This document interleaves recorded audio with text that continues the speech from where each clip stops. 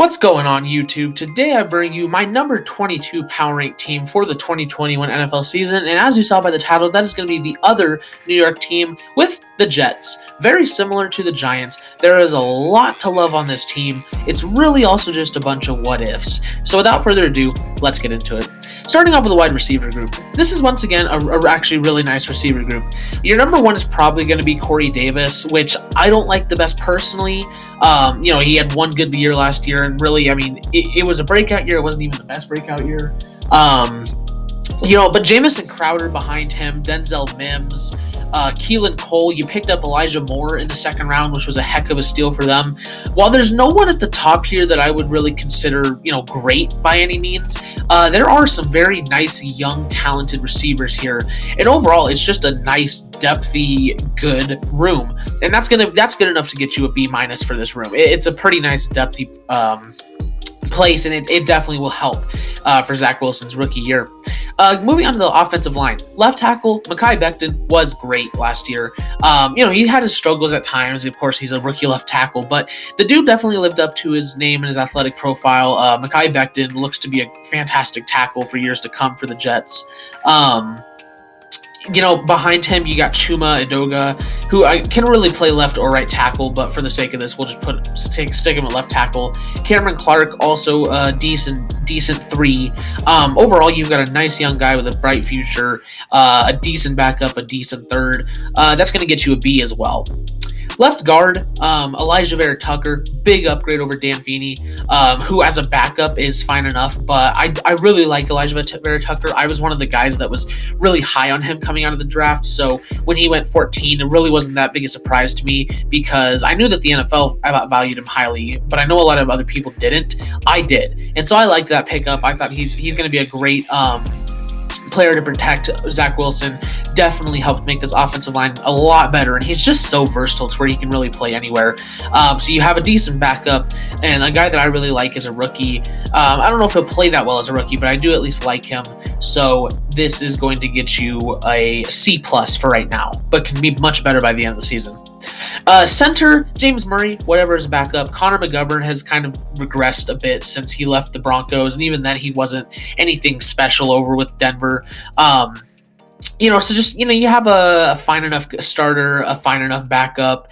That's like a meh room to me, but I am going to bring it down a little bit just because, again, they're not the best guys in the world. That's going to be a C- for me, but again, still could be much, much worse. This offensive line as a whole is just so improved. Greg Van Roten starting. Really, you can put Alex Lewis over here as well.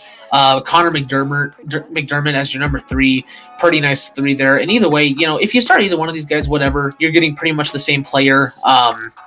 Van Roten's probably a little bit better, but regardless, they're both serviceable enough guys. So with that, you actually got some nice depth here. No one's starter level, but because of that, it's going to get a C from me. And then right tackle, they picked up Morgan Moses in free agency, which is great. He enjoyed a fantastic year last year, so picking him up was great. Now you have George Fant as a backup where he should be. He should not be starting, but he is a good backup. A good right tackle, a good backup. This is probably the best room on the line, so this is going to get you a B+. This is a really nice room because Morgan Moses is one of those more underrated guys in the NFL. So overall, much improved from even a couple years ago. It was god-awful. So this is much improved. Once again, you got a nice line here. You got a nice receiving core. A lot to like here, especially for a rookie quarterback. Moving on to the tight end room, you probably got Chris Herndon still starting, but Tyler Kroft wouldn't be far behind him. Ryan Griffin, a solid blocking guy, but I don't think he'll be the 3. The 3 I do believe is going to be Kenny Yeboah. This is a guy that I really liked, super athletic player, and he will probably be the 3. So unless they keep 4 tight ends, if they do keep 4 tight ends on the room, you've got a very nice group here. Chris Herndon's no one special, but Tyler Kroft is pretty solid as well.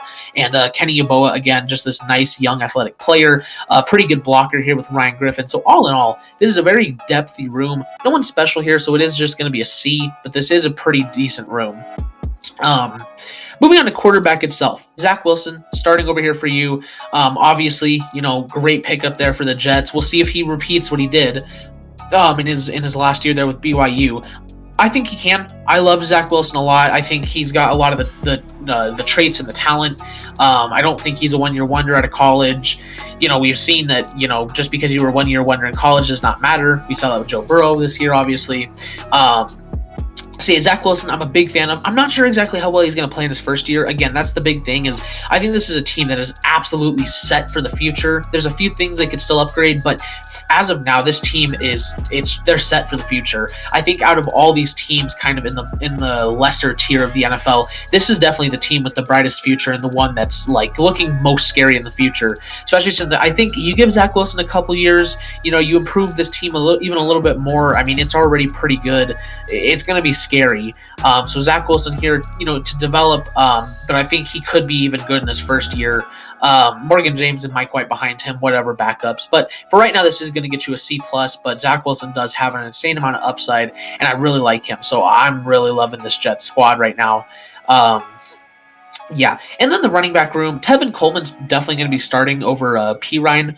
Coleman's just the more versatile back, but LaMichael Pirine is a very nice power guy. And then behind him, you got Michael Carter, a fantastic receiving back, was probably the best receiving back out of this past draft class. He's, you got your receiver, you got your power guy, and then you got a little bit of both. And then Ty Johnson's just a nice depth piece to have behind those guys.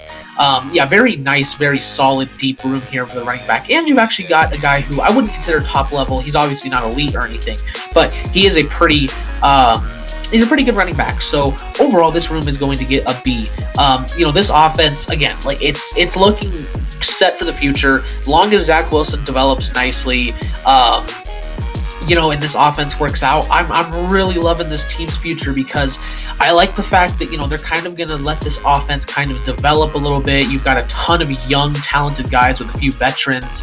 You've got some really nice pieces in place, and they're going to kind of just let this offense evolve and figure itself out, because now when we move to the defense, this is where things get real, especially considering you brought in Robert Saleh, who was a great hiring. Obviously, he's a brilliant defensive mind, and he'll make this defense even better than they are on paper.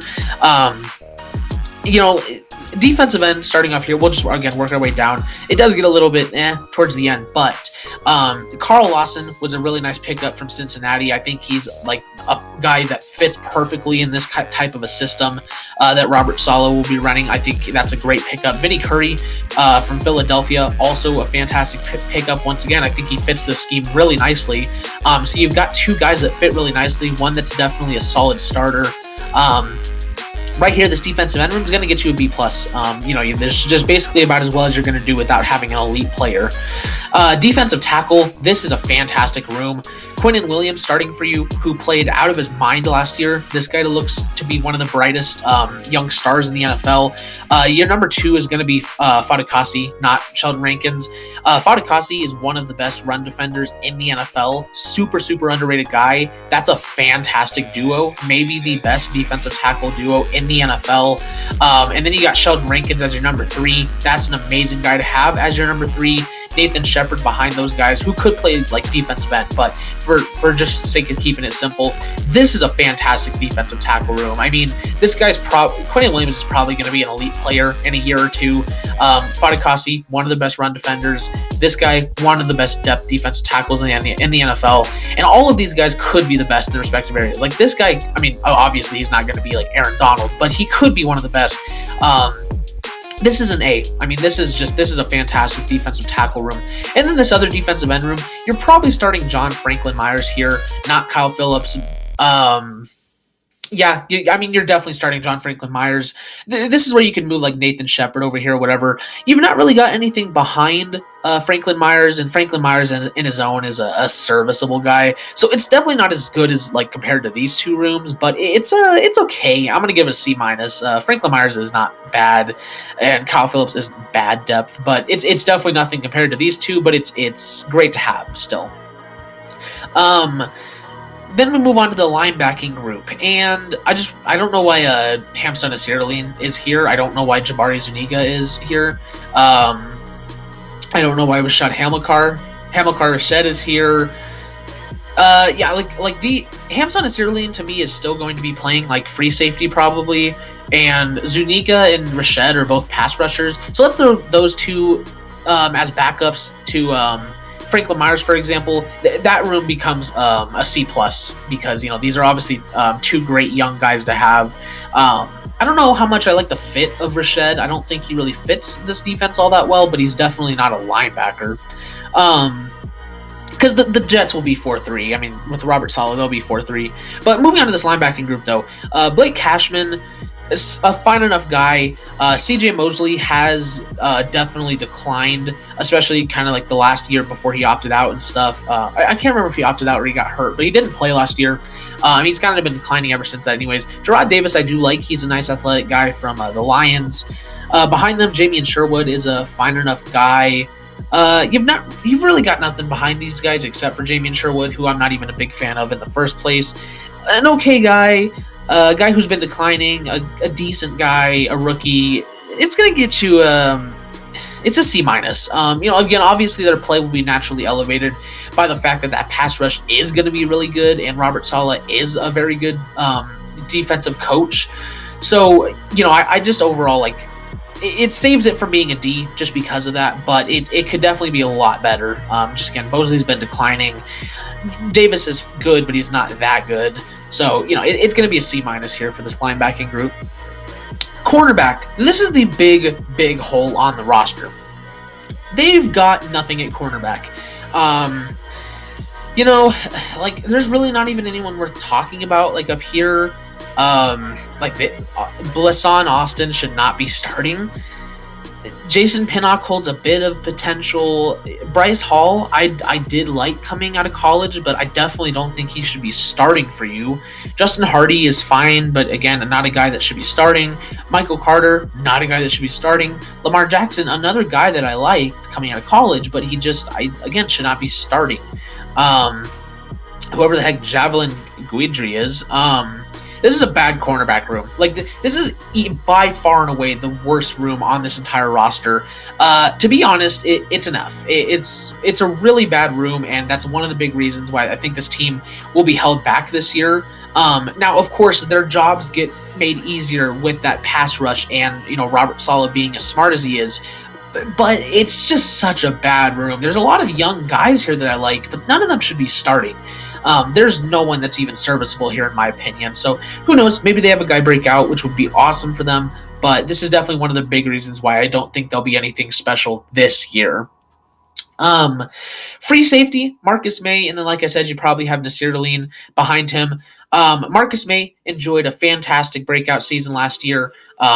He deserves a contract extension because he played fantastic. And then Nasir Deline, he's like a perfect guy for Robert Saleh.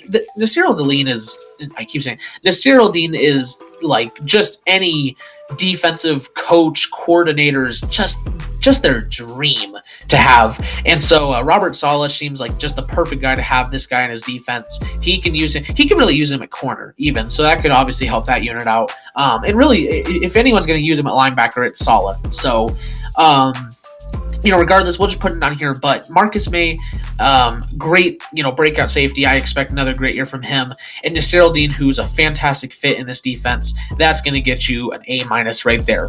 Because again, there's no guarantee May does the same thing, and we don't know what we're getting from Nasir Deline, but it's going to be an A- for me. And then strong safety, you're probably starting LaMarcus Joyner here. Now, who knows, how he plays this year. He was really bad last year for Las Vegas when they tried to make him a cornerback. He was great the year before with the Rams when he was at his actual position at strong safety.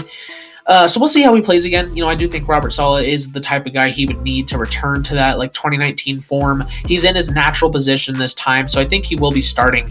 But a guy that very well could take over his job if he doesn't play well is Ashton Davis. Once again, another guy that I really liked coming out of college. And I think he's a guy that could be starting by the end of the year, depending on how Joyner plays. But for right now, you've got a guy who has some potential to return to kind of that elite form, because he was really good in 2019. But then a nice young guy with a ton of potential behind him as well. It's not quite as good as this room, obviously, but it is going to get you a B- for right now. So overall, this defense, I really like it. Like, corner is a big concern, yes, but safety is a very good position. Linebacker gets improved a bit because of the pass rush, but it could improve. But this pass rush is fantastic. This is one of the best defensive tackle rooms in the NFL. Not only that, but this is going to be an elite team against the run. You have some very good run setters here with Fadakasi, Lawson, Vinny Curry, Quinnen Williams. You have some very good run defenders here, and that in themselves, the linebackers are good at run defending as well. So this is going to be a team that shuts down the run. They're going to force teams to pass, and so we'll see where that goes because, again, these cornerbacks, it's going to be a concern.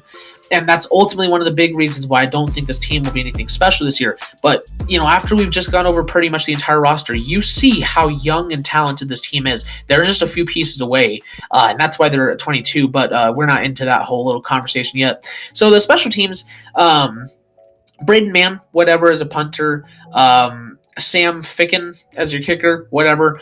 Your kick returner, I mean, it could really be anyone. There's not a set guy. I'd probably put my money on like Keelan Cole, but it could really be anybody. But overall, this roster, like I just said, young, filled with talent, filled with potential, great coach, great schemes, great fits.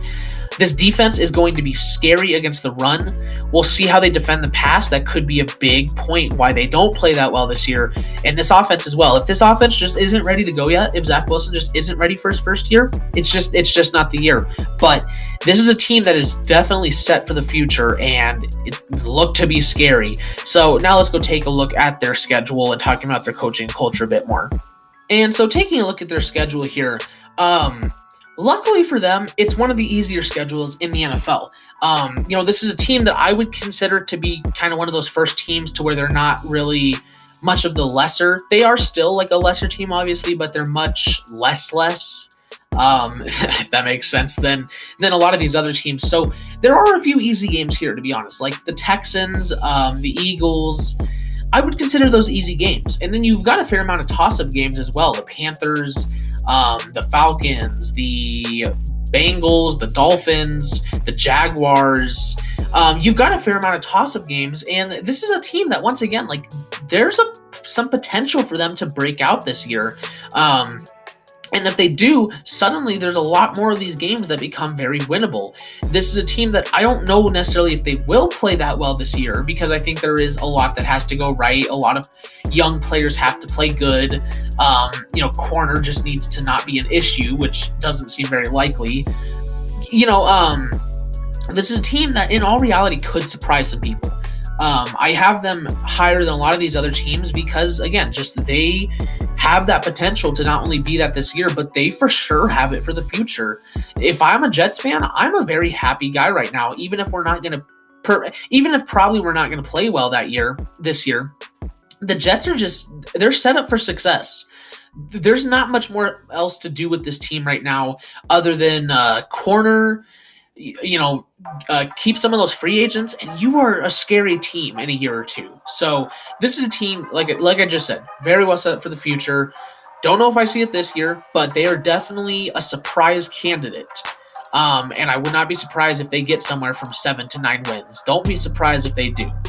But that is my number 2022 team for the 2021 NFL season. Did I say 2022? That's my number 22 team for the 2021 NFL season. If you guys liked the video, don't forget to leave a like, subscribe, and hit the notification bell so you never miss an upload. Thank you guys so much for watching, and I will see you guys in the next video. Bye-bye.